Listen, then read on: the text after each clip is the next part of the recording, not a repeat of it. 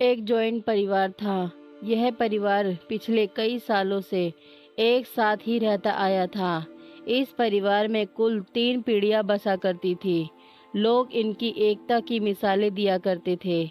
लेकिन एक नई बहू के इस परिवार में दाखिल होने से इस परिवार की शांति अब खतरे में आ चुकी थी। यह नई बहू स्वभाव की खराब नहीं थी, लेकिन जब उसे गुस्सा आता था तो वह किसी को भी कुछ भी बोल देती थी और उसे हर छोटी मोटी बात पर गुस्सा आ जाया करता था। इस वजह से अब पूरे परिवार में तनाव रहने लगा था।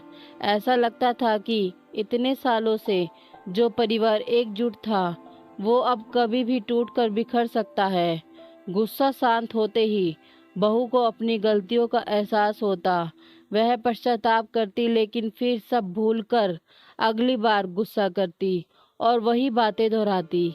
एक बार उनके घर एक साधु बाबा आए। इस नई बहू ने अपनी परेशानी उस बाबा को बताई और उससे कोई उपाय हो तो बताने के लिए कहा।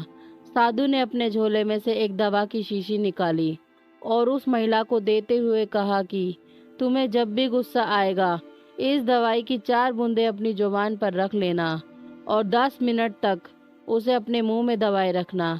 अगर तुम 10 मिनट तक उसे मुंह में नहीं रख पाई तो यह दवा काम नहीं करेगी। महिला ने अगले दिन से ही उस साधु बाबा की दवाई का इस्तेमाल करना शुरू कर दिया। 10 दिनों बाद जब वह साधु फिर से उसके घर आए तब महिला ने उसके पैर पकड़ लिए और कहा कि साधु बाबा, आपकी दवाई काम कर गई।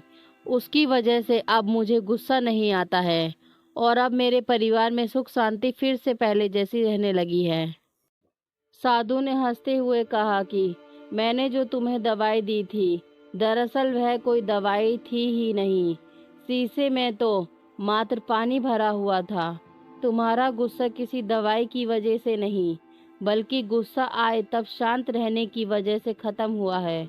दोस्तों, आप में से कितने लोग मानते हैं कि गुस्सा आए तब शांत रहने से गुस्सा अपने आप कम हो जाता है?